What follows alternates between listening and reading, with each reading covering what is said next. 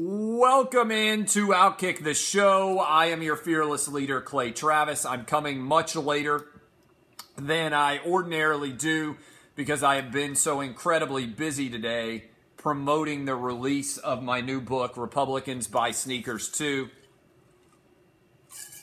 I just finished my television show, Lock It In. And I just want to make sure I didn't miss the show today. And I came by and I got to say, I want to thank all of you right off the jump here. When you write a book, any book, doesn't matter who you are, you experience the highs and lows of the creative process. And I just want to kind of walk you through what the writing process can be like here. By the way, Sports Book Review brings us the book today and helps to promote the book all the time. Get the best odds tomorrow. The gambling picks will be up and on Outkick. We're at 60% winners so far. And also my guy Ryan Kelly, go to The Home Loan Expert. If you need to save money, wipe out credit card debt or anything else. I like to share stories about difficulty because I think one of the things I have learned along the way in life is you got to be tough, right? I'm 39 years old and I'm a lot tougher now as I approach 40 than I was at 18 or I was at 19 or certainly I was at 15 or 25 or 35. And every day, certainly in a social media era, people come at you all day long, and they really come at you aggressively when you are sharing your truth, whatever it may be. I have never said, and continue to say, I don't expect everybody to agree with me. What I have long believed in is a full, robust, and undisputed competition in the world of American ideas, in the full growth of the First Amendment and boobs. And I just want to hit a couple of things here off the top before I get into Fitzmagic and before I get in to a little bit of a discussion more about Kavanaugh, because I think it ties in. When I wrote my first book, Dixieland Delight, I had a book signing in Birmingham, Alabama. And I had that book signing outside of Birmingham, Alabama. I think it was like Walker Station, for those of you who are in the Birmingham area, north side of Birmingham. And I had a book signing at Books A Million. And I drove all the way down there and back in the same day. But I got there and sat at a table for 2 hours. And not one single person came by and bought a book. Okay? I think this is an instructive lesson, no matter what you do for a living. If you stand up and you sing, if you do comedy, every single person who has ever created something from nothing has been in a situation where you go to an event and there's nobody there. Whether you're doing comedy, whether you're doing music, whatever you are doing. And the lesson, I remember I was 25 or 26 years old. I thought 28, whatever the heck I was when Dixieland Delight came out. I thought I had the world by the balls. And when I showed up at that Birmingham, Alabama Books A Million, there was not one single person who was there for 2 hours. And not one single person came by and bought a book in that store while I was sitting at that table for 2 hours. I just want to take you to that moment. If you have ever worked as hard as you can at something and had people not respond at all in a positive way to what you did, you learn how to be tough.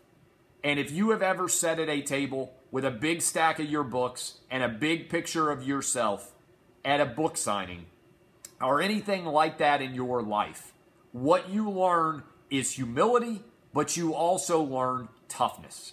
And sometimes people come after me for being too aggressive in selling what I believe in. I'm never going to apologize for that.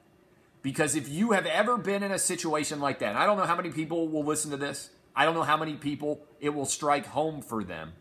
But everybody has to start somewhere. And if you have not sat at a table for 2 hours after you poured your heart and soul into something and had no one respond to it, and continue to drive just as hard as you would have if 150 people had shown up or 200 people had, my advice, and this is the way that I close out the book, so I don't want to really steal it. But my advice is don't allow people to tell you what you can't do. It's a great feeling today to have my book right now debut without any major television, It's not like I went on Fox News. It's not like I went on MSNBC. It's not like I went on CNN. I got on my radio show this morning, and I got on my social media accounts and my website, and I said, please go buy my book today. This means a lot to me.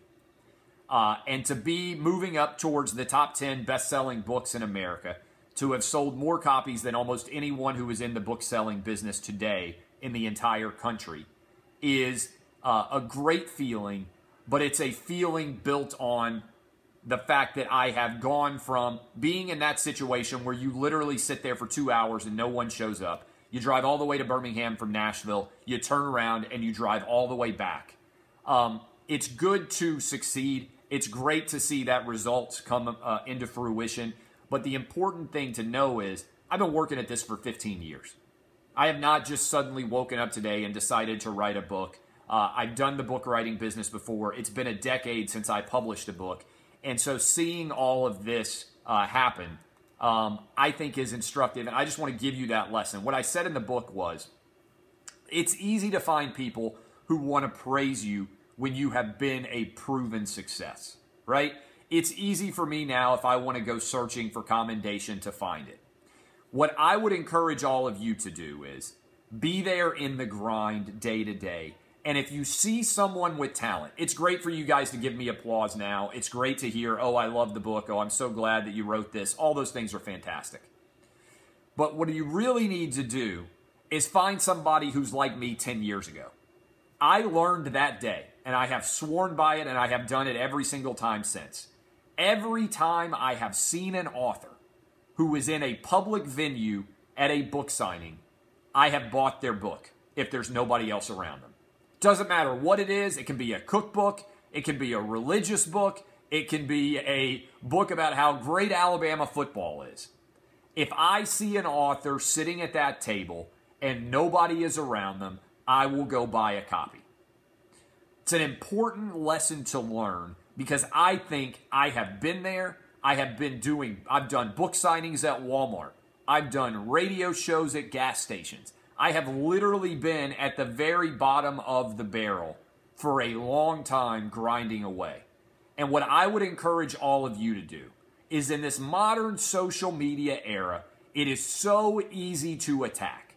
What I would encourage and ask all of you to do today is find somebody that you like who you think is doing good work, that might not be getting very much commendation, that might not be making very much money, that might be questioning whether they are willing to continue to do what they do, and tell them you appreciate the work that they are putting in.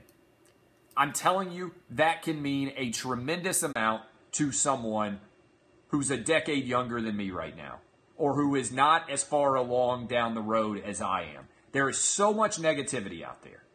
There is so much negativity that if you allow it to, it will sink you and it will pull you down. And what I would encourage all of you to do, this is what I'm asking all of you to do today, is find someone that you think is doing good work and encourage them. Go out on social media. Don't pick somebody who's famous. The Rock doesn't need to hear that you think he's doing good work. He makes $50 million a year now. Jay-Z does not need to hear that you think he's doing good work. Bryce Harper does not need to hear that you think he's good at baseball, right? It's easy to praise people after they have arrived at a pinnacle of their profession. What I'm telling you to do and asking you to do is find someone, guy or girl out there, who you think is good. Maybe they got 3,000 followers on Twitter. Maybe they are a musician and they've only got 50 people showing up at their concerts. Tell them how good you think they are and where you think they will be in a decade. I'm telling you right now, this is the best thing you can do for anyone out there. So I want to thank all of you. I appreciate everything that you are doing for my book. I appreciate all of you who bought copies. I appreciate all of you who bought copies to give to people who hate me. I thank all of you for what you have done. But I want you to know that literally whatever you are doing, if you have a dream to do something that somebody else thinks is ridiculous, do it. And don't expect it to immediately be successful. I have been at the very bottom rungs of the publishing industry. There ain't a worse feeling than traveling a long way for a book signing and having nobody show up to see you. I've been there. I've done that. It's not a good feeling. This is a great feeling. But I would just encourage all of you to take that time and say that to somebody. In a field of negativity, do it. All right, I'm not going to spend the whole day doing the show here because I'm going to go take my kids out for pizza and go celebrate a little bit. But I appreciate all of you. I also appreciate all of your support. Along the way, there's never been a massive media company that's decided, hey, we're going to make Clay Travis a star. We're going to put him on television. We're going to make him millions of dollars. Everything about my audience has been from the bottom up. I started writing on the internet 15 years ago with literally an audience of 0. I remember the day that we got 100 readers. I remember the day that we got 1,000 readers. I remember the feeling of how hard it was to get to 100 readers and how massive of an audience that felt like. I remember the first day I had 1,000. I remember the first day I had 10,000. I remember the first day I had 100,000. I remember the first day I had 1 million. Everybody starts somewhere. And in this day and age when there's so much negativity, go find somebody starting, tell them that you think they're doing good work, and find them. I'm telling you right now, it will make a world of difference. There are a lot of people who won't believe in you. Be someone who believes in someone else. Trust me, the value that that can give. One true fan, one true appreciator of somebody else's talent can make a tremendous difference. It really can. So I'm asking you to do that for me today. That's what I would like to say. Again, I thank all of you. It honestly is immensely humbling to see the response and to see the reaction. And I love everything about the audience that Outkick has built and our ability to translate it into radio, into books, into a website, and I think eventually strongly into TV as well. So thank you for everything that we're doing. I want to talk a minute about Kavanaugh. I've been thinking a lot about this Brett Kavanaugh story, and I think it might well be our modern day McCarthy moment. And what I mean by that is this is a big topic of discussion, this Kavanaugh story in general. I have told you before, I don't agree with a lot of what Brett Kavanaugh says, right? I don't agree with Brett Kavanaugh on abortion, probably. I don't agree with Brett Kavanaugh on gay marriage, probably. I probably don't agree with him on whether or not the death penalty should still be legal in America. I tend to be socially liberal on all those issues. I'm not telling you what you have to be. What I am saying is this. We have reached a really scary inflection point in American life right now where what you believe determines what you believe. Okay? And that might sound complicated, but it's really pretty simple. I believe that facts matter. Okay? If I were a senator, I would be standing up and screaming from the heavens, whether I was a Republican or a Democrat, that I am voting for Brett Kavanaugh. If I were not going to vote for him before because I disagreed with him on all these political issues, I would tell you as well, whether I was a Republican or a Democrat. Now, I would have also said I think Barack Obama has the right to nominate Merrick Garland. As a lawyer, I believe we are getting things fundamentally wrong when you immediately oppose whoever a president puts forward. The test should be this. Is this a jurist of the highest possible imaginable? Is this a jurist of the highest possible ability level? Do they belong on the Supreme Court? This was an eminently reasonable pick by Donald Trump. Whether you like Donald Trump or not, elections have consequences, and Donald Trump made a decision to put on the best person for the job. We went through this with Clarence Thomas. I was younger then, but at least Clarence Thomas is all about the sexual harassment issues occurred when he was an adult. Okay? And so as a result, I would tell you this right now. You need to vote to go ahead and let Brett Kavanaugh pass. All right? I think it's incredibly dangerous in the era that we're in right now for identity to determine what facts you believe. Okay? And to me, this is fascinating. Okay? Throughout the 1940s, 50s, 30s, Jim Crow era South, many people who were black were found guilty of crimes they didn't commit by all white juries. That was not justice. That was identity politics, Jim Crow South style. Picking a side based on whether someone has the same skin color as you or the same gender as you is not justice. Just because you believe that some women don't come forward when they are victims of sexual assault does not mean that everyone out there is a victim of sexual assault. There is a difference between uncouth behavior and illegal criminal behavior. The worst thing you can say about what Brett Kavanaugh has been accused of is that he was uncouth. These were not criminal actions. Moreover, there is zero corroborating evidence that any of this actually happened. If our new standard is going to be, I am a woman, and so I believe a woman because she's a woman, that is not justice. That is not equality. You're actually making the same argument then that racist white people used to make in Jim Crow era South when people would say, I believe that white person because he or she is also white. If you read To Kill a Mockingbird, it's amazing. Politics is often a circle. People who are making the argument, I believe this woman because she is a woman, are the same people who were arguing in To Kill a Mockingbird that Mayella Ewell got raped because she was a white woman. Identity politics is not the way to run a country, and identity courtroom is definitely not. I was taught in law school only 3 things matter in every case. The facts, the facts, the facts. And right now, if you look at all of the facts, there is no way that anything has been proven against Brett Kavanaugh. He should be confirmed, and I think we need a modern McCarthy moment where somebody on that Senate committee says, have you no decency? Because if you are going to assume the truth of an accusation simply because of the sex of the person who is levying it, I have seen this happen time after time after time. People are allowing everything to be determined based on their identity.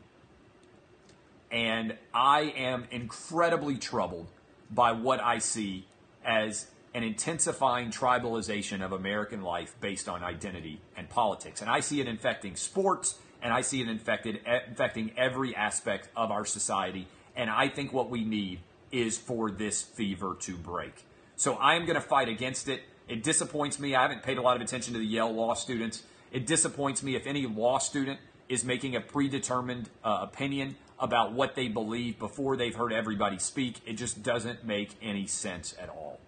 Okay? It isn't right. And again, if you went back in time, the people making the arguments that you have to believe a woman are making the same tribal arguments that old school racist Southerners would have made when they would have said, you have to believe the white person because she says she was raped or because she says that something improper happened. The same argument is now being made. You can't presume someone is telling the truth because of their gender or because of their race. I thought we would have seen all of this come to a close in the wake of Duke Lacrosse, where lots of people would sit back and say, you know what, we got this wrong. How did we manage to get this so fundamentally wrong? Instead, we're right back at it all over again. And I said 25 years ago, the OJ trial represented this from a racial perspective. OJ killed 2 people who happened to be white, and he was found not guilty, and one of the jurors gave a black power signal when he walked out of the box. I understand the difficulty if you believe that a criminal justice system has not treated you fairly for generations, decades, however long your life may be. I understand the appeal of not being fair in the judicial process because you are angry. But the way to fix American issues is not by producing more unfairness. If you believe women have been treated unfairly by the legal system, the way to fix that is not to treat men unfairly. If you believe that in the history minorities have not been treated fairly in the judicial system, you're correct. The way to fix the judicial system is not by treating other people unfairly too. When OJ won, I said, was found not guilty, I said the reason why O.J. Simpson was found not guilty was because of all the young black men and women who had been found guilty who were innocent throughout American life. O.J. Simpson got off because Emmett Till was innocent and found guilty, and because no one ever paid the price there. O.J. Simpson was the recompense for America's legacy of racism. His not guilty verdict was predicated not on the evidence in his case, but on the evidence throughout American history that racism had infected our criminal justice system. And I know it's challenging, and I know it's frustrating, but the way to end up with better equality in this country is not to redress past grievances in a modern era. It's to try and apply standards evenly in the present era. And that's what I'm trying to do here. That's what I try to do every day when I talk with you guys. Look at the facts, be as honest and straightforward and direct as I possibly can be. That's what I tried to do with my book. I hope you guys will go read the book. I hope you will think. I hope it will lead to a more intelligent discussion about many of the issues facing our country and the intersection of sports and politics and whether it's good for our country. The book is Republicans Buy Sneakers Too. It is headed for a top 10 debut on Amazon, which is unheard of for a sports book, especially unheard of for a sports book without any massive publicity campaign behind it. It's me talking directly to you guys saying, please go buy my book. It's an important message to send by buying this book. Buy it for somebody else you think will enjoy the arguments. Go read it, dissect it. We'll be talking about a lot of it. You've heard me talk about a lot of the issues that I wrote about in the book, but I wanted to put it all in one place so that everybody could actually read it. I appreciate all of you. My name is Clay Travis. It's been an incredible day. I thank all of you for the support you've shown me over the past several years as we've grown together. I can't tell you how gratifying it is today to finally have this book out there in the public and to finally have so many of you responding to it so favorably. Again, you can go buy it on Amazon. You can also listen to me read all 9 hours of it if you're not a reader.